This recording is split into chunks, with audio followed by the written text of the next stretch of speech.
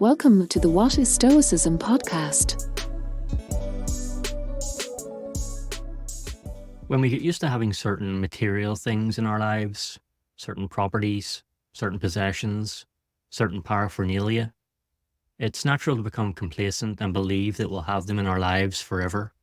We lose sight of or deliberately ignore the fact that we don't ultimately have control over whether the things in our lives remain with us or are taken away. The Stoics warned us against this kind of complacency. Their view was that such things are essentially on loan to us from the universe and could be recalled at any time. This awareness that we will not have them forever allows us to enjoy and appreciate the things in our lives even more while we have them. The other danger is that if we don't consciously and regularly appreciate what we work hard to get, we value it less and seek to acquire more because we believe we need more. Becoming accustomed to accumulating things, however, leaves you constantly wanting more. The Stoic philosopher Seneca summarized this well in his 16th letter to Lucilius. Quote, "Add statues, paintings, and whatever any art has devised for the satisfaction of luxury. You will only learn from such things to crave still greater." End quote. This insatiable desire to acquire means you're always at the behest of things outside your control. The universe can, whenever it so pleases, strike a heavy blow by deciding that the loan period on any one of your possessions has expired. When this is unexpected, and when strong attachments to possessions have been formed, it can hurt. A more helpful and healthy view of wealth might be to think of it as a favourable relationship between what one has and what one wants. Rather than seeking to always enlarge the former, we would save ourselves time and tension by reducing the latter. We take less on loan from the universe, and it consequently has fewer targets to aim at. The things we buy beyond what is necessary are, by their very nature, superfluous.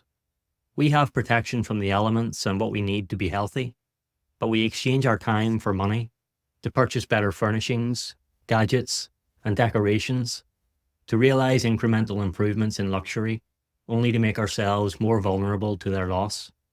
This isn't to say that we shouldn't possess anything, of course, only that we should pay more attention to whether we need the things we're striving to acquire, and should cherish them while we have them. The simple Stoic approach to wealth is to desire less. As Seneca put it, it is not the man who has too little, but the man who craves more that is poor. To put this difficult-sounding task into perspective, here are 7 further short pieces of advice from Seneca. You might think of it as a Stoic get-rich-quick scheme. 1. To desire less, consider freedom. He who has need of riches feels fear on their account, but no man enjoys a blessing that brings anxiety. He is always trying to add a little more. While he puzzles over increasing his wealth, he forgets how to use it. 2. To desire less, consider the negative effects of riches. Riches puff up the spirit and beget pride. They bring on envy and unsettle the mind to such an extent that a reputation for having money delights us, even when that reputation will do us harm. 3. To desire less, remember the best things are free. The things that are indispensable require no elaborate pains for their acquisition. It is only the luxuries that call for labour. Follow nature, and you will need no skilled craftsman. 4. To desire less, despise things unneeded.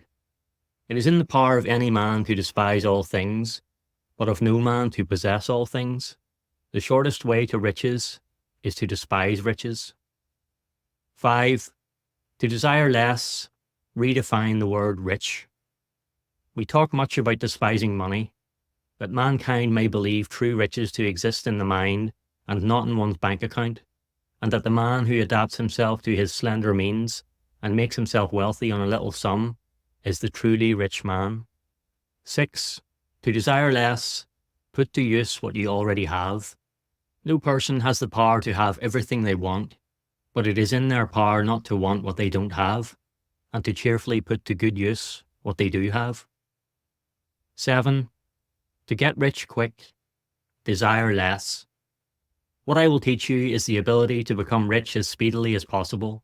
I will lead you by a shortcut to the greatest wealth. Not wanting something is just as good as having it. The important thing either way is the same: freedom from worry.